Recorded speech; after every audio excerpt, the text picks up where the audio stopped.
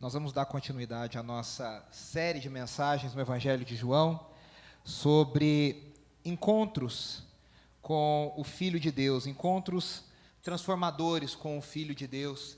E hoje nós vamos falar de um dos capítulos que eu acho que é um dos que eu mais preguei na vida, por se tratar do tema adoração.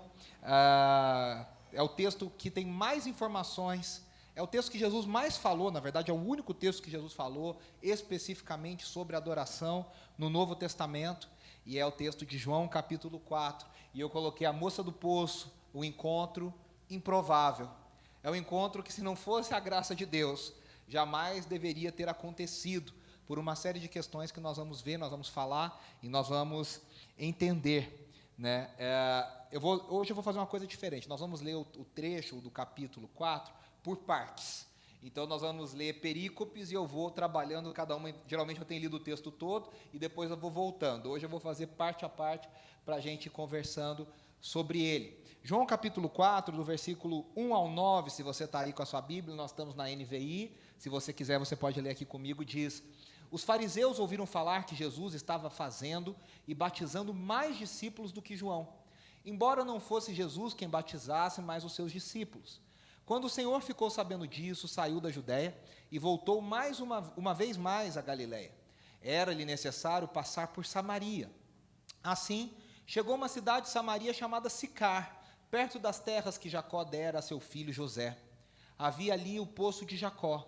Jesus, cansado da viagem, sentou-se à beira do poço, e isso se deu por volta do meio-dia. Nisso veio uma mulher samaritana tirar água. Disse-lhe Jesus: dê-me um pouco de água. Os seus discípulos tinham ido à cidade comprar comida.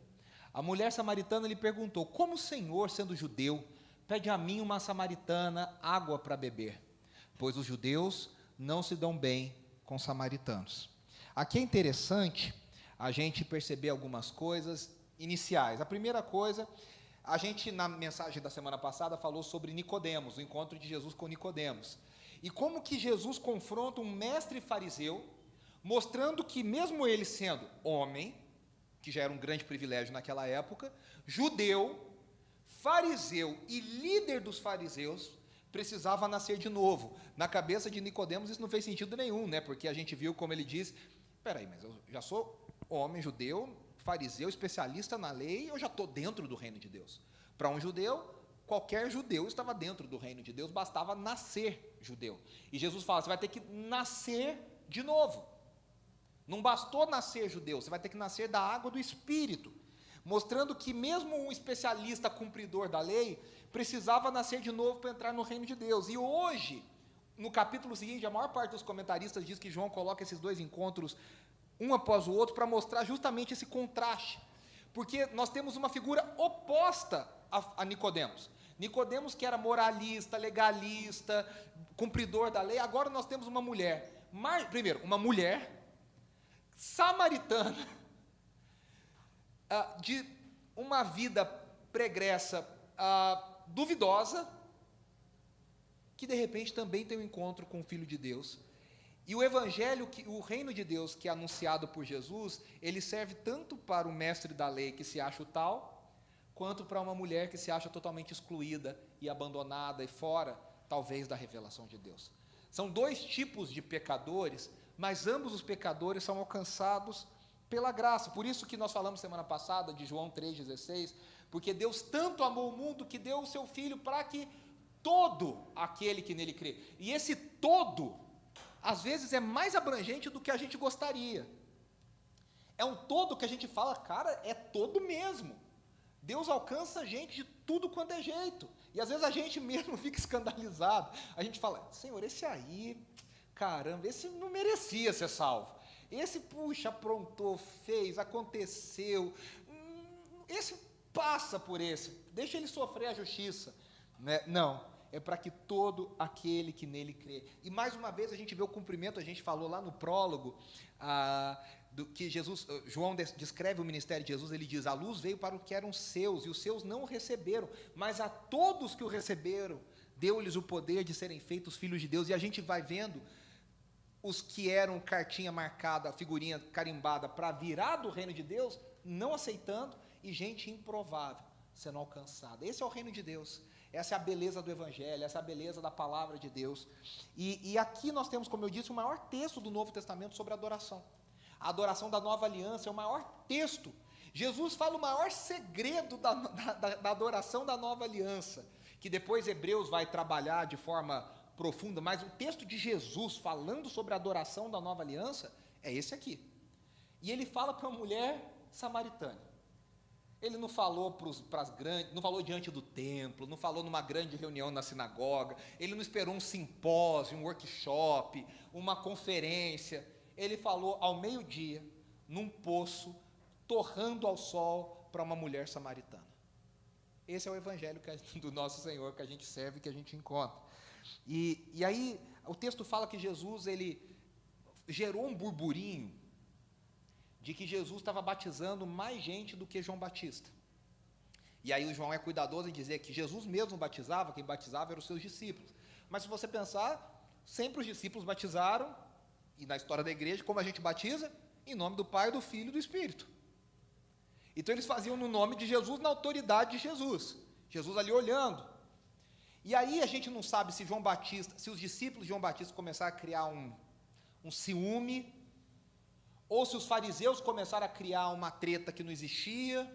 Jesus percebe o ambiente se conturbando, e ele fala, olha, vamos sair da Judéia, porque ele tinha ido para celebrar a Páscoa na Judéia, e ele fala, vamos subir para Samaria, para Galiléia. E no meio da Judéia e da Galiléia, havia um território chamado Samaria, e a gente vai ver, e se vocês prestarem atenção, o texto é bem interessante, que ele diz assim, era-lhe necessário passar por Samaria. E aí você pode interpretar esse era-lhe necessário de algumas formas, né?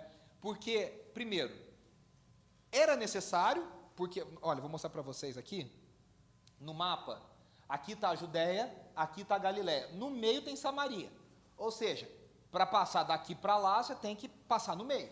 Era necessário, geograficamente. O problema é que alguns comentaristas apontam que alguns judeus tão zelosos da lei cerimonial, eles evitavam passar por Samaria e eles davam essa volta aqui. Eles atravessavam perto de Jericó, o Rio Jordão. Está vendo? Aqui é o Mar Morto, aqui é o Rio Jordão. Eles atravessavam para a Transjordânia, chamado, que também era um território gentílico. Mas para eles era assim, era melhor ser um gentílico que não Samaria do que os samaritanos. Subiam e depois aqui, lá perto do Mar da Galileia, atravessavam de novo. Eles preferiam dar essa volta para falar, olha, a gente é tão puro que a gente não se mistura. Só que o texto fala, era necessário que Jesus passasse. E aí fica uma pergunta para nós, era necessário por quê? Era necessário porque está no caminho e é mais fácil e é mais rápido? Ou era necessário porque Jesus queria passar em Samaria? E parece pelo texto que Jesus tinha marcado na agenda um encontro com aquela mulher, e ele fala, sabe aquilo, eu preciso passar ali, vamos, sabe quando você bota no Waze lá, tem um percurso, está lá, uma nova parada, adicionar parada, Jesus fala, eu vou adicionar uma parada, e essa parada é para um encontro muito especial, e aí Jesus encontra com essa mulher, é interessante isso, né, e aí você pergunta, quem eram os samaritanos? Afinal, por que os judeus odiavam tanto os samaritanos? Por que eles tinham tanto nojo dos samaritanos? E aí a gente precisa recuperar um pouco da história de Israel rapidamente. Está bem pequeno aqui, eu vou tentar explicar para vocês. Aqui é o seguinte, aqui é uma tabela cronológica de reis e profetas. Aqui o reino do sul, Judá, aqui o reino do norte, Israel. Aqui são duas tribos, Judá e Benjamim. Aqui são 10 tribos, todas as outras 10. E aí o que nós temos? Em verde aqui é o período que esses reinos andaram unificados, debaixo de Saul um pouco, mas Davi unifica, aí tem um período de 7 anos ali no reinado de Davi, que é no começo de Davi, que Davi reina sobre Judá quando Saul morre, e do outro lado, Isbosete, da família de Saul, reina nas outras tribos. E aí depois, Davi governa ambos os reinos, e Salomão a mesma coisa, é o período que Israel chega ao seu ápice, de território, militar, politicamente, é o ápice de Israel. Quando Salomão morre, o filho dele, chamado Roboão, assume.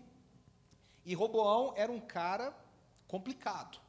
E aí ele pega todos os conselhos que deram para ele, fazem ao contrário, vocês lembram dessa história provavelmente, faz ao contrário, fala, olha, o povo está reclamando disso. Aí os anciãos falam, olha, escuta, tal, tal. Os amigos jovens falam, não, pesa mais, o povo é muito reclamão. E ele vai pressionando, pressionando, pressionando, e há uma rebelião. E aí o que acontece? Há uma nova separação. E essa separação é chamada, aqui está escrito o cisma hebraico, há uma separação que nunca mais se recupera. Por isso que, se você lê a Bíblia do jeito certo, tem uma hora que se chama Hebreus, e aí tem uma hora que passa a chamar Judeus. Aí você fala, mas por que era Hebreus e agora chama Judeus? Porque chega uma hora que a descendência messiânica, a descendência de Davi, fica só do lado amarelo aqui. Do lado azul, fica o reino do norte com reis ímpios, que deveriam servir a Deus, mas que na verdade tinham um coração longe de Deus. Se fizesse uma soma de quantos reis aqui serviram ao Senhor e quantos não serviram ao Senhor, nas tribos de Judá dá mais ou menos metade. Na tribo do norte, do reino do norte, nas 10 tribos do norte, nenhum serviu ao Senhor. Nenhum. E aí o que acontece? A gente tem reis aqui do calibre de Acabe, assim, marido de Jezabel, gente, tudo bona gente, né? Gente maravilhosa, assim. E aí o que acontece? Esses reinos separados, a capital do reino do norte era Samaria. E os dois reinos sofreram castigos de Deus separados. Um, que era o reino do sul, foi levado para o exílio da Babilônia durante 70 anos. Só que a promessa era de que, porque Deus tinha uma promessa sobre Davi, sobre o Messias, que esse povo ia, mas ia voltar. E eles voltaram depois de 70 anos. Mas o reino do norte sofreu o exílio assírio. Aqui está a ascensão do Império Assírio e a queda de Samaria em 722 a.C. Os assírios invadem Samaria e botam umas famílias mais poderosas para fora, matam tanto, expulsam tanto, e os que ficaram, eles trazem pessoas de outros povos que eles dominavam e mistura todo mundo. E aí esse povo começa a se casar, ter filho misturado, tanto que quando o povo de Judá volta do exílio, se vocês lerem lá Esdras, Neemias, os profetas, os samaritanos oferecem ajuda, e os judeus falam, a gente não quer ajuda de vocês, porque vocês não são mais do nosso povo, vocês se venderam, vocês se misturaram. Até falei isso quando eu preguei sobre as parábolas de Jesus no ano passado, quando os discípulos, quando os judeus ouviam Jesus pregando sobre o filho pródigo, o filho mais novo, que saía, que pediu, que se aventurou, que deu comida para porco, o judeu falava, aí, os samaritanos, esse pessoal aí, esse povinho, esse Zé Povinho, né? E para eles era assim, esse cara está condenado. O escândalo é o pai perdoar e voltar, porque para eles não havia perdão para samaritano. Não havia evangelho para o samaritano, não havia salvação para samaritano. E aí Jesus, lá em Atos 1, antes de subir aos céus, diz, vão por todo mundo, ide por todo mundo e pregam o evangelho, e vocês serão as minhas testemunhas, e aí Atos 1, em Jerusalém, na Judéia e na Samaria, e depois até os confins da terra. Mas ele não mandou algo que ele mesmo não fez. E aqui nós vemos o próprio Cristo indo a Samaria pregar o evangelho. E aí anunciar, a gente fala pregar o evangelho, nas palavras do próprio Cristo, anunciar o reino de Deus. Então, os samaritanos, eles foram esse povo que foi se misturando. E aí o que acontece? Chegou uma hora que era perigoso para o rei de Samaria, do rei de Israel, que as pessoas saíssem do reino dele para ir para Jerusalém adorar. Porque era uma travessia de país. E aí ele tinha medo, sabe aquela história da Alemanha com o muro de Berlim? Tinha medo de, vai que vai para lá e gosta e fica. Então o que eles fizeram? Eles começaram a construir um sistema religioso próprio. Eles construíram um templo próprio e falavam, olha, Deus também está aqui. Você não precisa mais ir para Jerusalém, agora abriu uma filial aqui em Samaria. A gente agora tem uma filial do templo de Salomão, que não era mais Salomão, naquela época, era o segundo templo, mas a gente tem uma filial aqui em Samaria, vocês não precisam mais ir para lá. E aí, com essa coisa, com os vários povos, essa religião começou a se misturar. Então, por exemplo, na prática, o que eles acreditavam?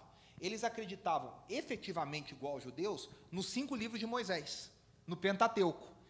E todo o resto das escrituras hebraicas, que a gente chama de Antigo Testamento, reis, crônicas, os profetas, eles não aceitavam.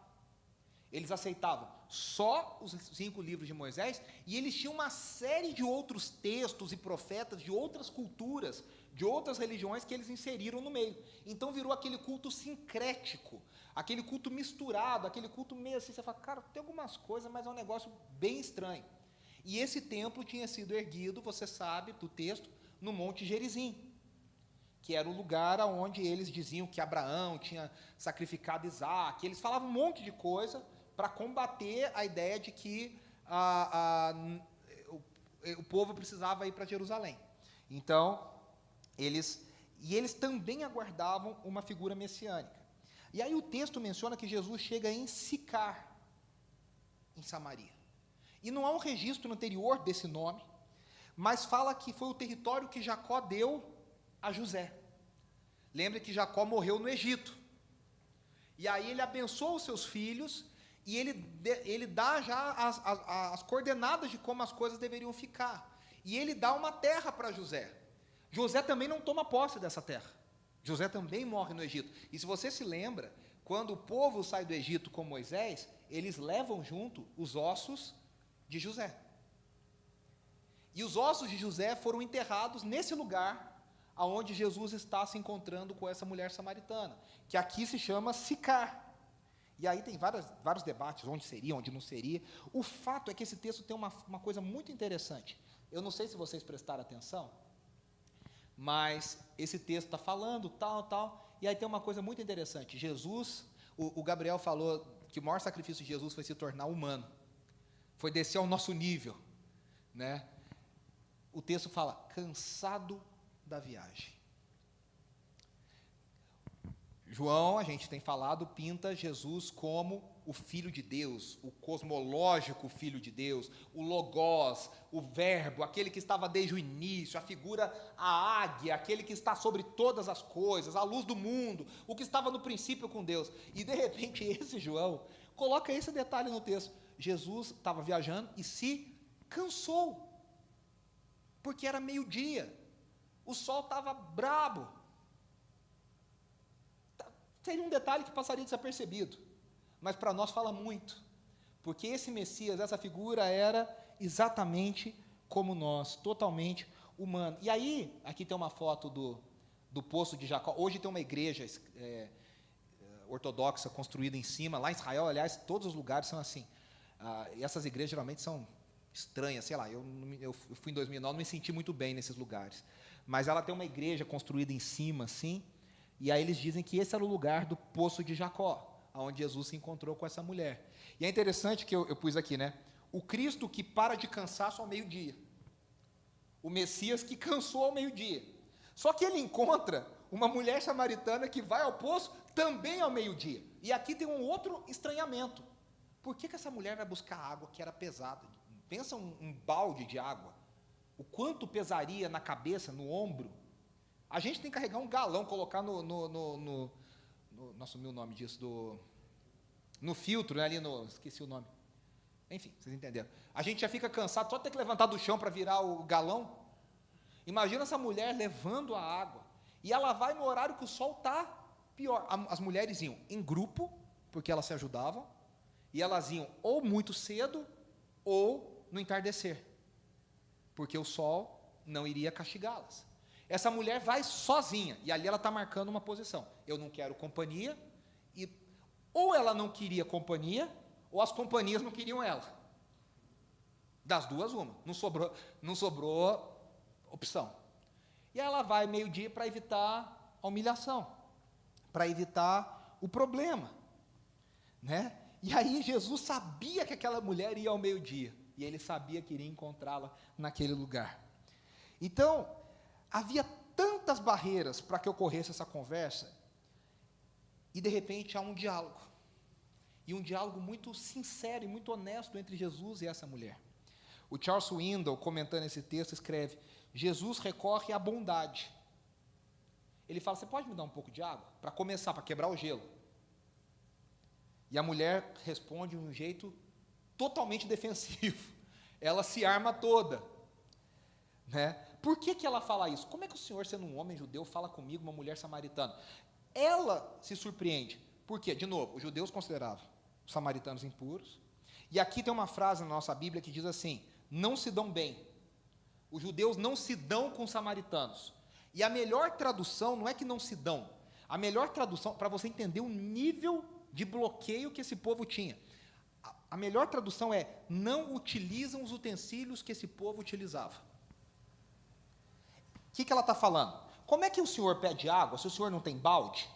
E eu sou uma mulher samaritana, e o senhor vai ter que beber no meu balde, e aí o senhor vai ficar impuro, porque eu sou impura a seus olhos. O que ela está falando é isso. Por que você está fazendo isso se eu vou te contaminar? Só que ela está ali com uma dose de sarcasmo, né? Se eu sou tão ruim assim, por que você está me pedindo essa água? Por que você está falando isso para mim? Né?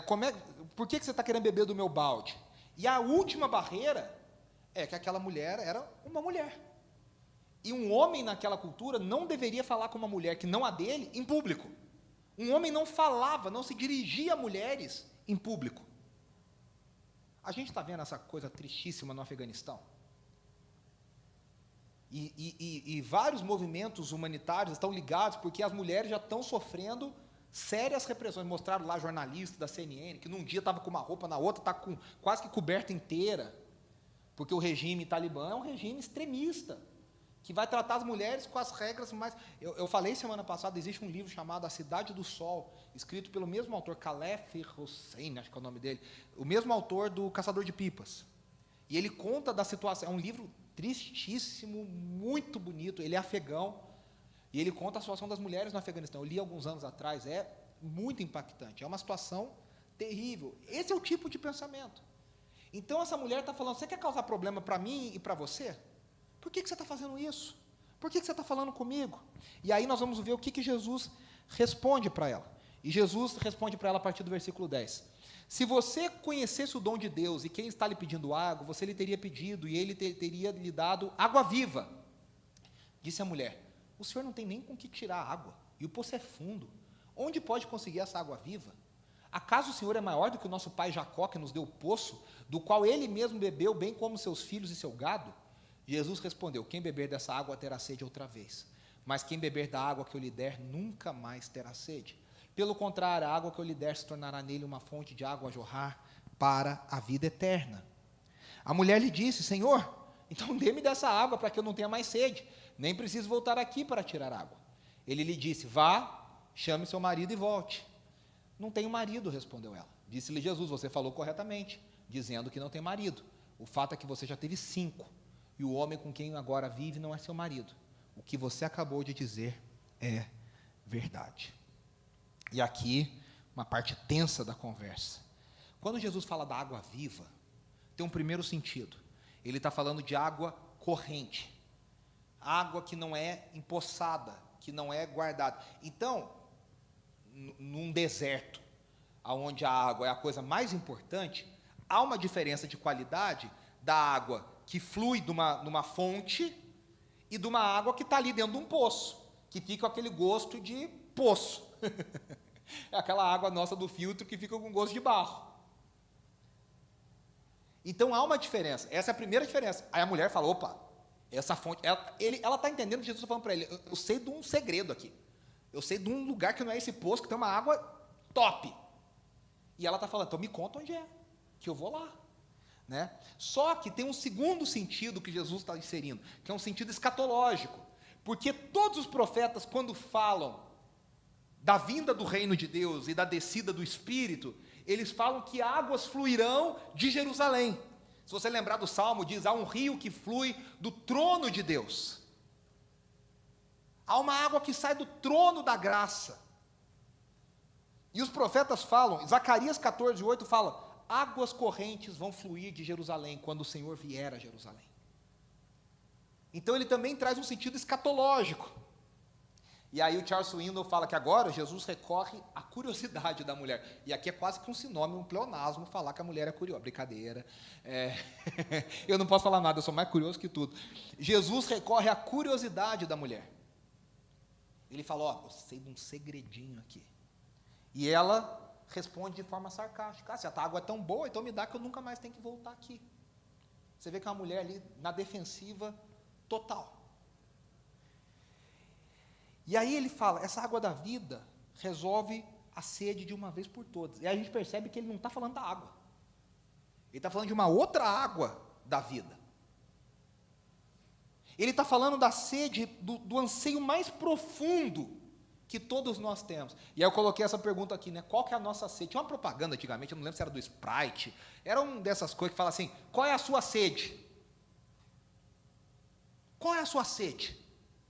Qual é o anseio mais profundo que nós temos? Alguns têm um anseio de aceitação, alguns têm um anseio de sucesso pessoal, alguns têm um anseio de, ter uma família numerosa.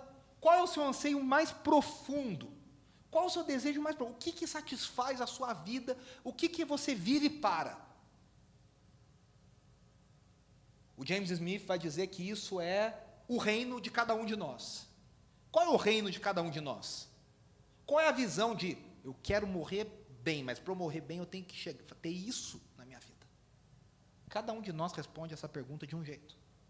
Há uma sede dentro de nós. Há um buraco dentro de nós. Há um vazio dentro de nós. Que a gente busca preencher com outras coisas. E na prática é algo que só pode ser preenchido pelo amor de Deus e pela graça de Deus, porque esse vazio é aquele vazio sentido no Éden, é aquele vazio da separação, é aquele vazio de que, o C.S. Lewis diz uma frase lindíssima, eu não vou citar exatamente como ele diz, mas ele diz, eu creio em Deus porque eu tenho desejos que não são desse mundo, eu tenho em mim uma fome que não é desse mundo, eu tenho algo aqui que nada nesse mundo satisfaz. Eu fui para a filosofia, eu fui para... vamos pensar, não C.S. Lewis, mas Agostinho, eu fui para a retórica tal, eu fui para a religião tal, eu fui buscar tal, e nada me satisfaz.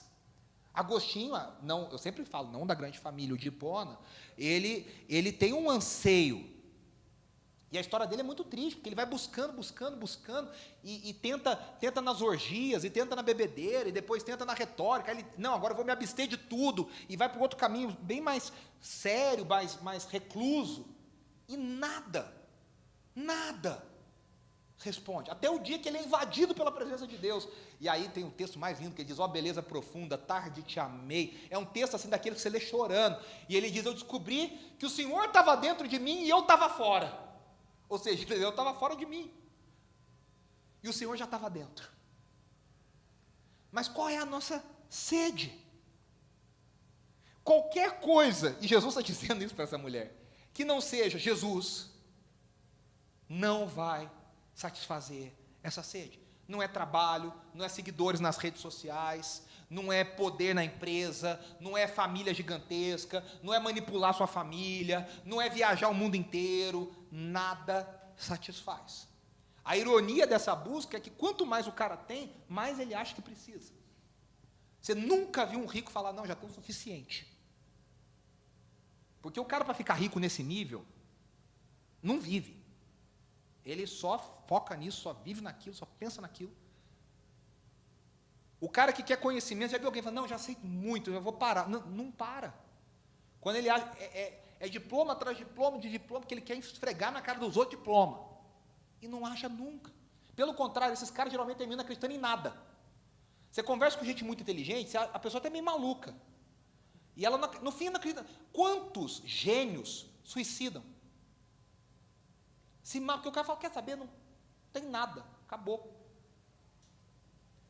Essa busca, essa sede, qual é e aí parece que essa conversa é uma conversa meio sem pé nem cabeça, que parece que Jesus está falando da água da vida, e de repente ele fala, está falando de marido. Aí você fala, mas que conversa estranha. Eu estou falando um negócio, a pessoa responde outro. Mas não é, Jesus está dando continuidade. Ele está falando, sobre o anseio profundo da nossa vida. Só que a mulher não está entendendo. Ele está falando coisas espirituais, ela está respondendo coisas naturais. Aí, o que Jesus faz? Com toda a delicadeza, ele vai lá e toca no anseio dessa mulher. Ele fala, eu vou te mostrar que tipo de sede eu estou falando. Cadê teu marido? E aí a mulher, de uma forma sincera, desarmada, ela confessa. Primeiro ela fala uma meia-verdade, né? Ela começa falando uma meia-verdade. Não tenho marido. Ela acha que isso vai resolver. Aí Jesus fala, você falou bem, só que você esqueceu uma coisa, você já teve 5.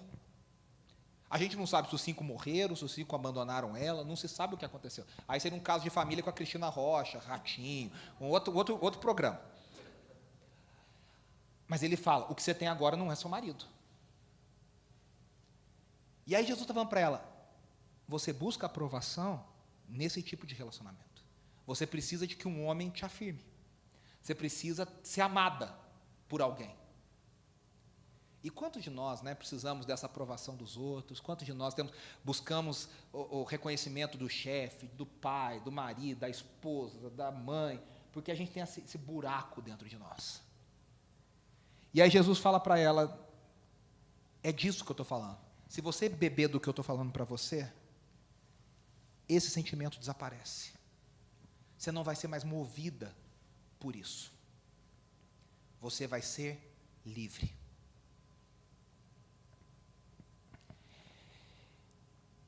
Tem uma música antiga, claro, porque só de morte ele já tem mais de 30 anos, o Sérgio Pimenta escreveu, que chama A Moça do Poço. Tanta água já puxou meu braço. E ela fala assim, tantas vezes eu já me esqueci, tantas vezes eu já senti cansaço, tantas vezes eu relutei em vir. Cada dia esse caminho faço, cada dia é preciso mais.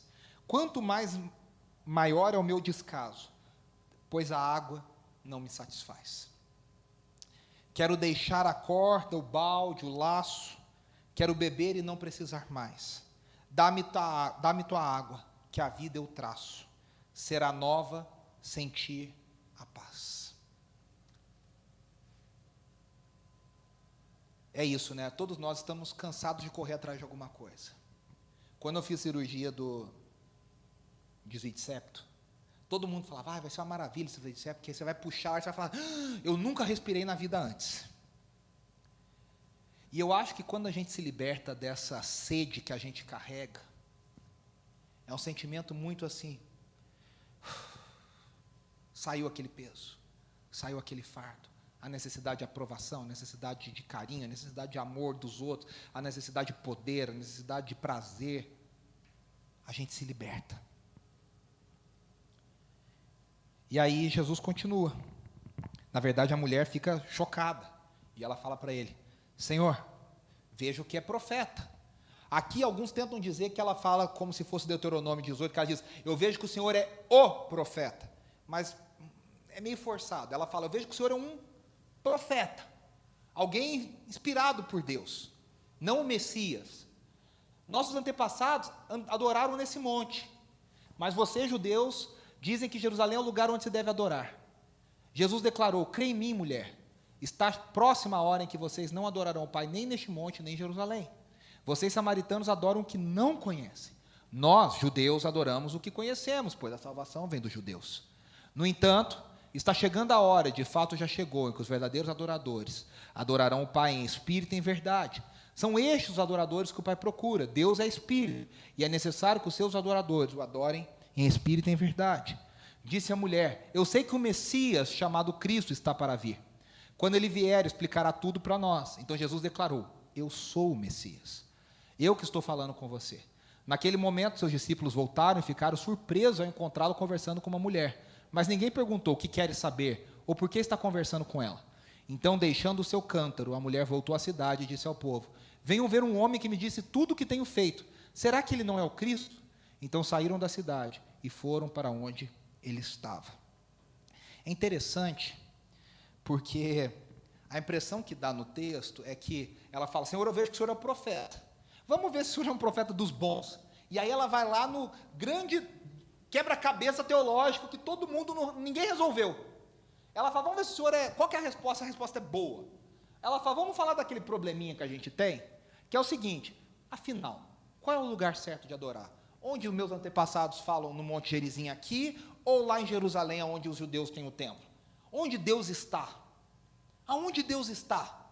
E para Jesus é interessante, porque Jesus começa dizendo, olha, se fosse até agora, nós judeus adoramos o que conhecemos. O que ele está querendo dizer não é que todo judeu vai ser salvo. Ele acabou de dizer para Nicodemos que não basta ser judeu para ser salvo.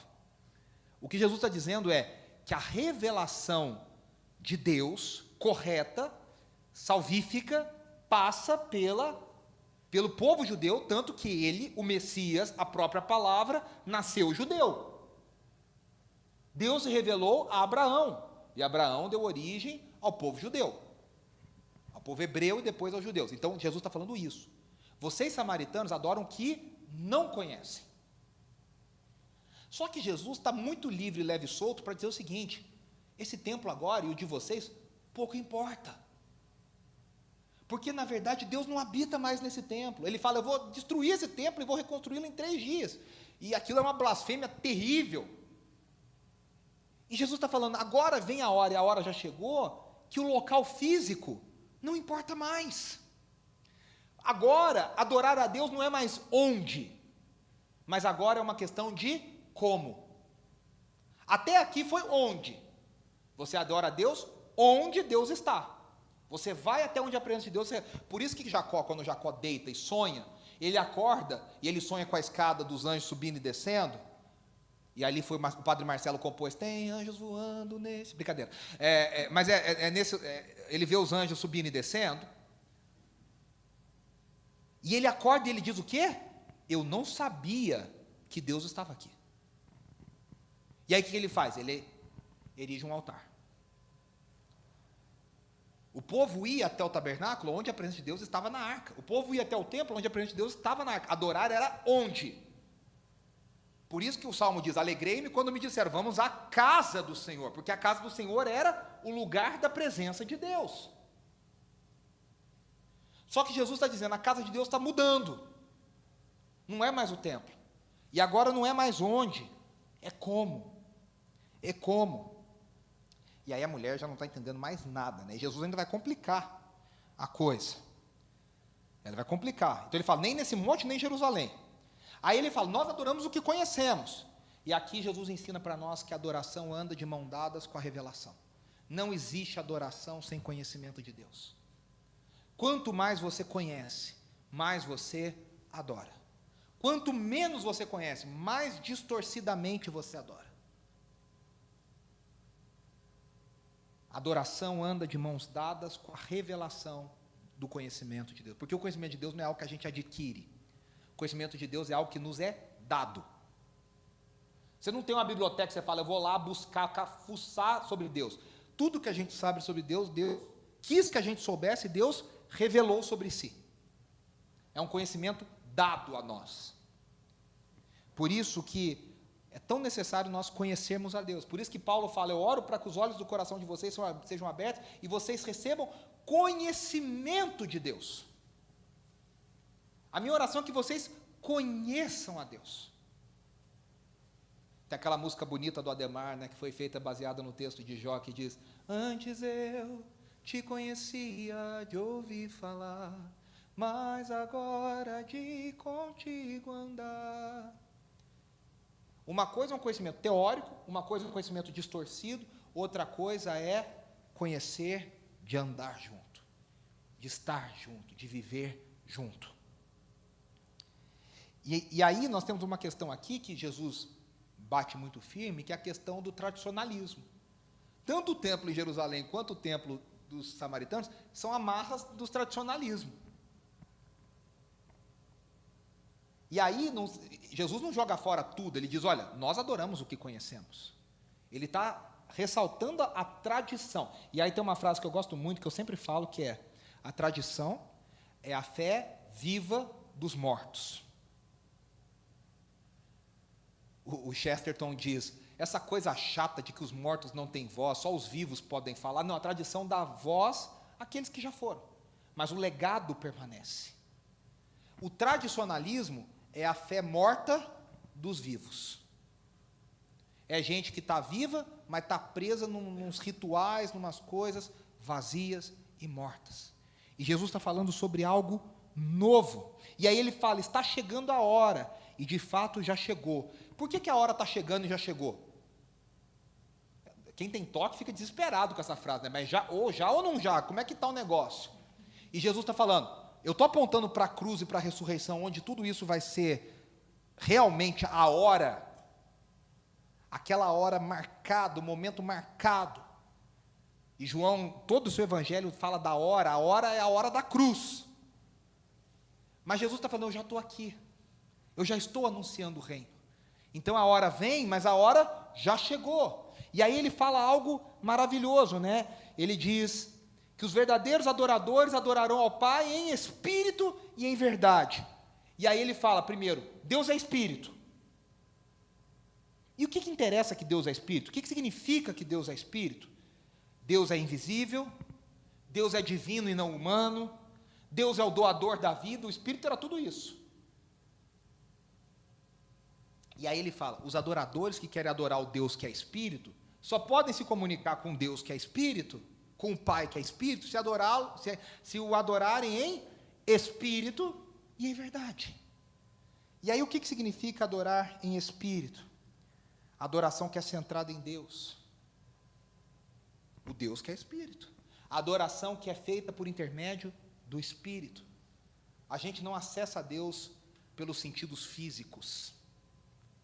A gente tem relacionamento com Deus pelos sentidos espirituais. Por isso que Jesus disse que tem que nascer de novo. Quem nasce de novo, nasce da água e do Espírito. E aqueles que adoram o Espírito, adoram nessa nova vida, eles adoram desfrutando dessa nova vida que Deus dá. Essa nova vida que agora dá acesso ao reino de Deus. Adoro porque agora você entra no reino de Deus. Eu tenho quando o pessoal fala para mim assim no seminário de louvor, qual que é a diferença de louvor e adoração? Antigamente, de louvor e adoração era, louvor é música rápida, adoração é música lenta. Era, nossa, uma finesse teológica, assim. O que é louvor? Música rápida. O que é adoração? Música lenta. Aí depois deram uma melhorada. Aí começou-se a se ensinar, você com certeza já ouviu isso. Louvor é falar o que Deus faz, adoração é falar quem Deus é. Quem já ouviu essa frase aí, com certeza, né? Eu não acho que é uma coisa nem outra. Eu acho que louvor, qualquer um faz. Porque louvor, qualquer um entenda bem, é elogiar a Deus. É falar do que Deus faz, só que Deus faz o que faz porque Ele é quem Ele é. E Ele é quem Ele é e faz o que faz. Então não tem como separar o que Deus faz de quem Deus é, porque uma coisa é consequência da outra. Só que é louvar, é colocar para fora, é elogiar, é gritar, bradar, bater palma, celebrar. A adoração não é uma questão de elogio, de honra. A adoração é uma capacidade de entender tudo isso e viver de acordo com isso. E aí eu costumo dizer que a adoração, ela foi feita para pessoas que nasceram de novo.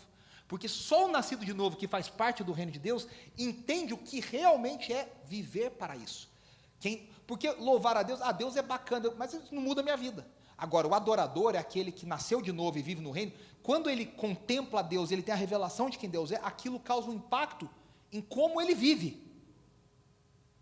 Então, quanto mais eu entendo quem Deus é, mais aquilo transforma quem eu sou. E aí eu respondo a isso. E isso é só um nascido de novo. E aí Jesus diz que além de adorar em espírito, nós devemos adorá-lo em verdade. E aí verdade fala algumas coisas. Adoração em verdade fala da adoração que é centrada na palavra, no verbo, no logos. Não existe verdade à parte da palavra de Deus. Não existe adoração à parte da palavra. Não, eu recebi uma revelação especial. E, gente, não achem que não existe gente maluca, existe muita. Ah, mas isso não está na Bíblia. Não, é que eu recebi uma revelação especial, nova, fresca. E no mundo que a gente vive, e João já falava isso há tantos milênios atrás, queridos, o anticristo está por aí. A apostasia está por aí. A gente precisa se firmar na palavra. Ser conduzido pela palavra, adorar pela palavra. Só que a verdade, para nós, não é simplesmente a palavra, porque a palavra se tornou carne. O verbo virou gente, tabernaculou no meio de nós. Ou seja, aquele lugar onde eu ia para adorar, aonde eu entrava para dar meu sacrifício, onde o sacerdote entrava, agora virou gente. E se eu entrava para adorar a Deus pelo tabernáculo, agora eu entro para adorar a Deus pelo Filho, que é a verdade. Ele diz: eu sou o caminho, a verdade e a vida. Então não existe adoração a Deus sem que passe pelo Filho. Por isso que Hebreus 4 diz: nós entramos pelo novo e vivo caminho, pelo sangue de Jesus, o sangue da nova aliança. Nós entramos na verdadeira casa de Deus. A casa de Deus não é isso aqui. Graças a Deus, isso aqui é um hotel que a gente nem tem a tentação de achar que isso aqui é um lugar consagrado, que é...